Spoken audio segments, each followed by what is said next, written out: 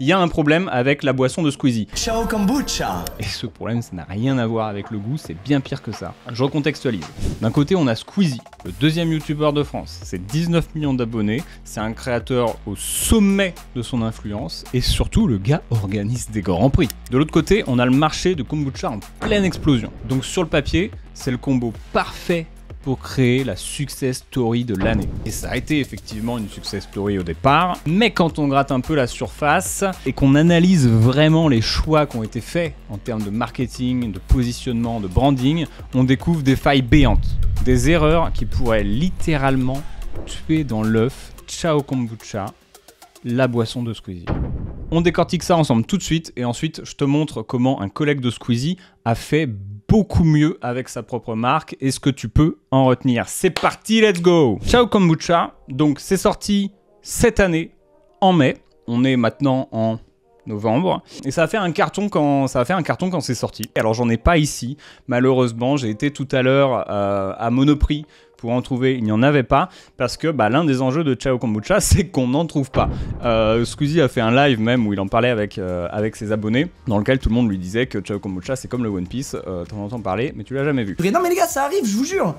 C'est le One Piece le bail. Mais non, mais je vous jure, les gars, on en livre tellement. Ça a été lancé principalement en grande surface, Carrefour, Monoprix, si je dis pas de bêtises, maintenant ça s'est vraiment déployé aussi, c'est chez Auchan, Leclerc, Franprix, donc il y en a un peu dans tous les magasins. Et en plus d'être présent donc dans les grandes surfaces, Ciao Kombucha est également présente au bar des TGV inouïs. Est-ce que c'est pas fabuleux d'être dans le TGV? Et pour le coup, moi je trouve ça cool que ce soit dans le TGV, parce que leur putain de bouteille d'eau avec les gros bouchons et la bouteille en plastique que tu n'arrives pas à ouvrir, tu n'y arrives pas. Je sais pas c'est comme si dans le train, c'est comme en avion, il y a un truc qui fait que l'air est pas le même, mais tu peux juste pas ouvrir le putain de bouchon de la bouteille. Et je vais arrêter d'acheter de l'eau dans le TGV et maintenant je vais acheter du Ciao Kombucha quoi. Au moins j'arriverai à l'ouvrir. Apparemment on part sur un grand succès. Ce grand succès, quel est-il ? Ce grand succès, on parle de, apparemment, sur le premier mois de vente des canettes, entre le 5 mai et le 8 juin du coup de 2025, l'entreprise aurait enregistré un chiffre d'affaires de 788 000 €, ce qui est quand même pas mal. Je crois que là, cette semaine, on sera présent dans genre 10 000 magasins au total en France, les gars. C'est énorme, hein. 10 000 magasins, c'est pas mal 10 000 magasins quand même. Donc c'est plutôt un beau succès.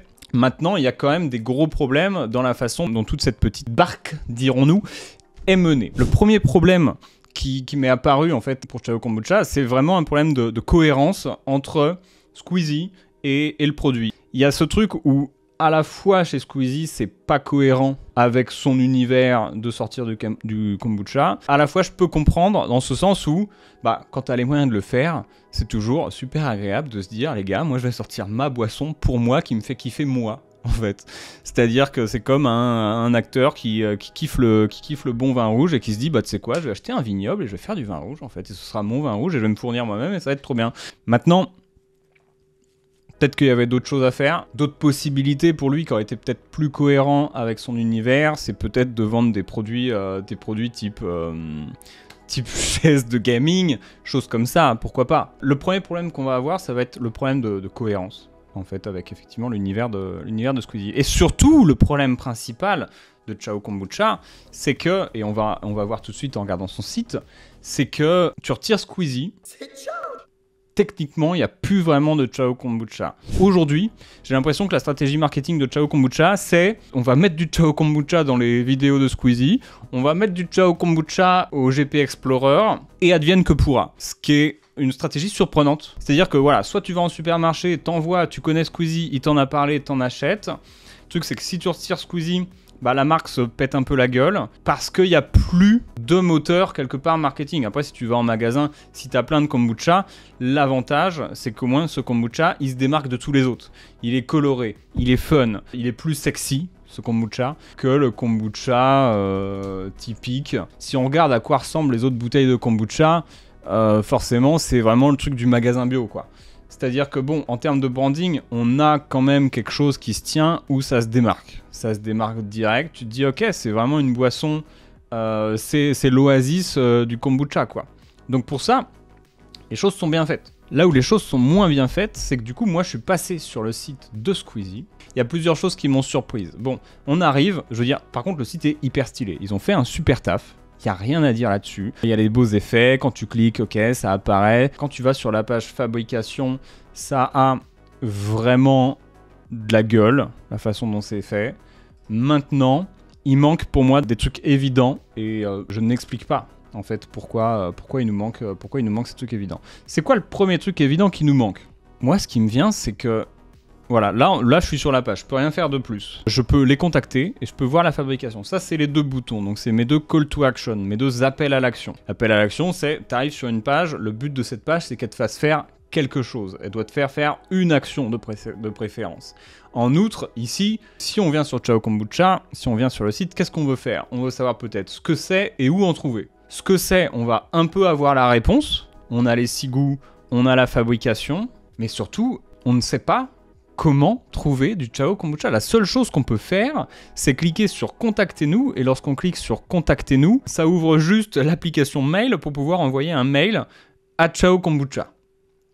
Et il n'y a aucune réponse de dans quel magasin je peux les trouver, est-ce que je peux en acheter en ligne. Alors au début j'étais surpris qu'ils n'en aient pas fait un e-commerce. En creusant un petit peu, j'ai une hypothèse pour laquelle je me doutais un petit peu de pourquoi ils n'ont pas fait d'e-commerce. C'est que le Ciao Kombucha, il doit rester au frais. Il doit être entre 0 et 4 degrés. Donc, il va pas falloir briser la chaîne du froid. Et le truc, c'est que si tu veux pas briser la chaîne du froid, commencer à faire de l'e-commerce, ça va te coûter très cher, ça va être complexe parce que du coup il faut utiliser des camions réfrigérés, ça coûte plus cher, pour les gens c'est pas le plus idéal, donc forcément le choix d'aller directement viser des grandes surfaces pour avoir ensuite la logistique des grandes surfaces, ça a du sens de là pas faire d'e-com. Maintenant le problème c'est qu'on sait pas où l'acheter et tu peux chercher sur le site, tu ne trouves pas, donc t'as les goûts.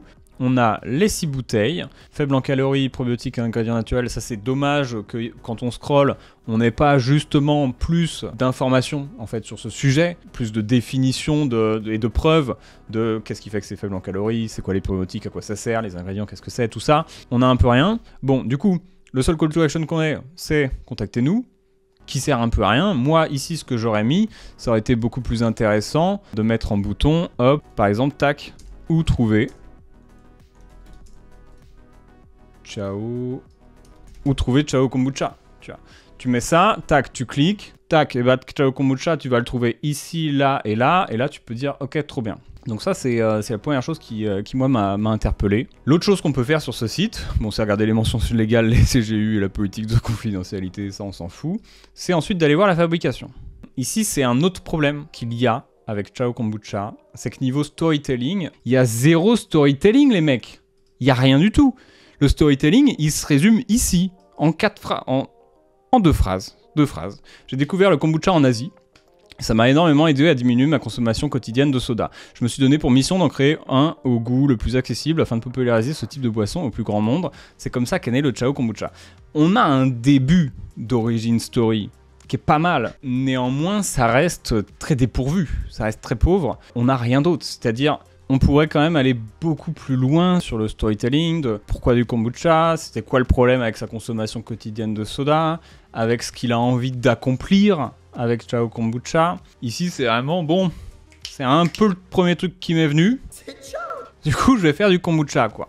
Ce qui fait que là, la marque sans Squeezie, techniquement, elle a pas d'existence à proprement parler. Elle défend quelques valeurs, mais qui sont pas mise en avant, et on peut voir comment on met des valeurs, comment on peut mettre plus de valeurs en avant. C'est difficile en fait d'aller défendre cette marque sans elle-même, elle a quelque chose vraiment plus appuyé de ce qu'elle va défendre, ce qu'elle va combattre, même si c'est dit en filigrane. Là, on va pas aller très loin avec 6 lignes en fait, 7 lignes, pardon. Et on a un storytelling qui gagnerait à être beaucoup plus renforcé, à aller beaucoup plus loin et aussi à nous dire pourquoi les probiotiques c'est si vachement bien. Là j'ai découvert, c'est-à-dire que j'ai été J'ai découvert le kombucha en Asie, à une époque où moi je consommais énormément de soda, où je savais que ça m'esquintait la santé, où je savais que si je prenais des versions zéro, c'était pas non plus la meilleure chose pour moi. J'ai découvert le kombucha, au début j'ai trouvé ça super bizarre. En fait, plus j'en ai bu, plus j'ai trouvé ça excellent, ce qui va arriver pour à peu près tout le monde. Hein. Au début, tu en bois, tu te dis qu'est-ce que c'est que cette merde, et ensuite tu dis achète-moi par palette. Donc, on démarre là-dessus, et j'ai découvert en plus que le kombucha est une boisson avec dedans des probiotiques. Les probiotiques, voilà ce que ça fait. Et en fait, depuis, je ne peux plus me passer du kombucha. Mais je trouvais que dans les marques de kombucha, c'était quelque chose de vieillissant, ou justement, ça s'adressait pas à des générations. Il y a des gens, j'ai découvert que des gens passaient à côté de ça,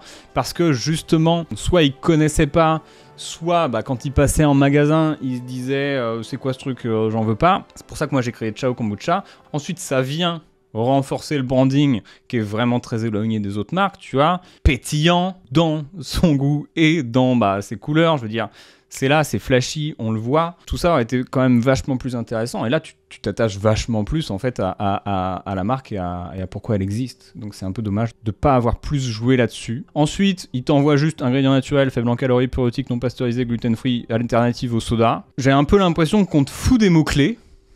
C'est possible, mais tu vois, sans jamais trop rien expliquer ni justifier. Tu vois, ingrédients naturels, voilà, point. Non, justement, chaque élément, tu viens derrière l'appuyer, le prouver. Il y a des ingrédients naturels. Le kombucha, c'est juste ça. C'est faible en calories. Dans une bouteille de kombucha, tu vas avoir ça. Par rapport à un soda, où en général, c'est l'équivalent de 15 sucres. Là, tu te retrouves avec moins d'un demi-sucre, en fait. Les probiotiques, c'est quoi? C'est ça, voilà pourquoi ça fait du bien à ton corps, voilà pourquoi tu en as besoin. Et attention, c'est pas dégueulasse. Ça aurait été intéressant de structurer la chose autrement et de mettre tout ça sur la page d'accueil, en fait, pour que les gens comprennent, bon, j'ai entendu parler de Ciao Kombucha, qu'est-ce que c'est? Je veux voir. Et paf, on a tout sur la page d'accueil. Ça, on s'en tape un peu. En fait, je me dis, pourquoi ils ont mis autant d'attention dans comment en faire et aussi peu d'attention dans tout le reste et pourquoi c'est cool en fait. C'est bien d'avoir tout le processus, ça je dis pas, hein, c'est une bonne manière de faire. Chez Strive, que j'aime beaucoup, eux aussi, ils vont te parler du processus de brassage. Strive, qu'est-ce que c'est? C'est une vraie bière saine, voilà. Paf, au moins là, on a une vraie proposition de valeur qu'on n'a pas forcément chez Ciao Kombucha. Ciao Kombucha, t'arrives, on te dit... C'est très long à charger quand même, c'est cool d'avoir fait un site stylé, mais il te faut 45 minutes pour aller dessus. On te dit juste voilà si nos boissons, on ne dit pas ce que c'est, et on n'a pas vraiment de proposition de valeur, donc pour moi c'est un autre truc qui manque à cette page, à ce site. On n'a pas de propal quoi. Là, moi j'arrive sur Thrive, une bière qui te rend mieux, qui est bien notée, Beer That Makes You Better, avec mon accent, qui te propose sa solution. Avec Thrive, ça te permet de continuer à kiffer ta bière, sauf qu'il y a 0 d'alcool et tu as des bénéfices que tu peux sentir. Et là, paf, tu viens avec les bénéfices, protéines, magnésium, bière sans alcool, santé, et c'est fait en Belgique parce que c'est le pays de la bière, quoi. 11 € pour 4 bières, ça fait quand même mal au cul, hein. C'est là que je me dis, il pourrait quand même faire plus d'efforts. Tu vas acheter sur Squeezie sur un moment... Dans 10 ans, est-ce que tu achètes toujours pour Squeezie? Là, les gens, ils ont acheté pour ça. Ils se sont dit, oh, c'est le truc de Squeezie, on veut l'acheter. Maintenant, dans un an, est-ce qu'ils achèteront toujours? Et ça peut être intéressant de renforcer la marque et pas juste compter sur Squeezie qui dit buvez du Ciao Kombucha. Surtout que, quand on voit dans ses vidéos, le gars fait 0 effort pour le placer. Ils boivent, à la fin, il dit Ciao Kombucha, et la vidéo se termine. Je sais pas pourquoi, je sais pas quelle est l'idée, mais il y a quelque chose qui pourrait être mieux fait à cet endroit-là. Et c'est là qu'on va aller voir un vrai bon exemple de marque qui est cohérente avec son créateur et qui est super bien foutue. C'est les pizzas de la Mama. Pourquoi les pizzas de la Mama? C'est déjà plus cohérent parce que dans le ton et dans le style de la marque, c'est du Mr V quoi. La pizza de la Mama avec Contacto, notre merchaud, même les goûts, ça vient chercher. En fait, Mr V, on se dit, c'est le mec un peu gogol. Pardon, mais pour moi, là, ça a été 100 fois plus malin ce qui a été fait que Ciao Kombucha. La tonneau, je veux dire, l'idée de faire du faux italien à la con, c'est drôle quoi. La Jambonito, la Bolo di Mozza et la Royal Puletto, pardon, mais... Sérieusement, et la 6 Fromaggio, c'est drôle, c'est Mr V en fait, c'est cohérent. Bon, c'est des pizzas simples, là, pas besoin d'aller réinventer la roue. Bon, c'est surprenant de commencer par la thon, parce que c'est absolument dégueulasse. Mais on a une cohérence d'univers, on a une cohérence, pour le coup, de branding, où il y a la tête de Mr V partout. Ici, on peut savoir où les trouver, merci, alléluia, disponible dans tous les supermarchés. Donc on peut découvrir les goûts et les chercher. Et on l'a même dans le header là-haut, on a les pizzas, donc ça c'est des informations qui nous intéressent. Où nous trouver, oui, c'est ça qu'on veut. Si t'aimes les pizzas de la mama, j'en profite pour toi aussi t'abonner à cette chaîne, ça n'a rien à voir, mais je m'en tape, à propos de la pizza de la mama. Alors, à la pizza de la mama, chez Pizza de la Mama, on croit que les moments simples sont ceux qui comptent le plus. Bah, on part, alors là ça reprend le Start with Why quelque part de Simon Sinek, où on part de pourquoi on fait ce qu'on fait. Chez Pizza de la Mama, on croit que les moments simples sont ceux qui comptent le plus. Pas besoin d'une soirée grandiose pour passer un bon moment. Une pizza improvisée entre amis, un dimanche soir chill, un dîner de la flemme. C'est ça notre mission. Ajouter un peu de saveur à notre quotidien, à votre quotidien, du réconfort, de la générosité. La recette est simple, 13 à 15 minutes au four, pas de secret, juste des ingrédients de qualité, de la passion et beaucoup de fun.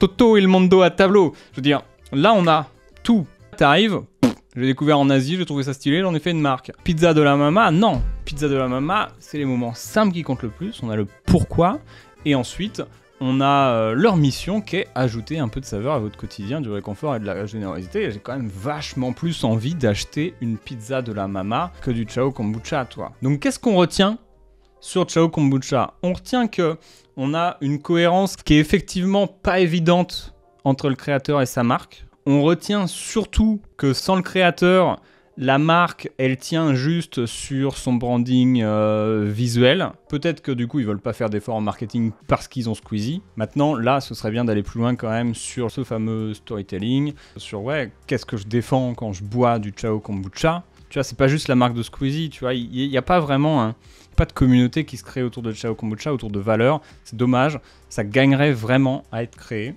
Et surtout, il gagnerait à nous dire où est-ce qu'on en trouve. Sérieusement, où est-ce qu'on trouve, les gars? Si l'équipe marketing de Ciao Kombucha me regarde, dites-nous où en trouver sur le site. Faites au moins ça. Et voilà ce que j'ai à dire sur la boisson de Squeezie. Dites-moi un petit peu, on est arrivé au bout de cette analyse. Qu'est-ce que vous en pensez? Abonnez-vous, des bisous.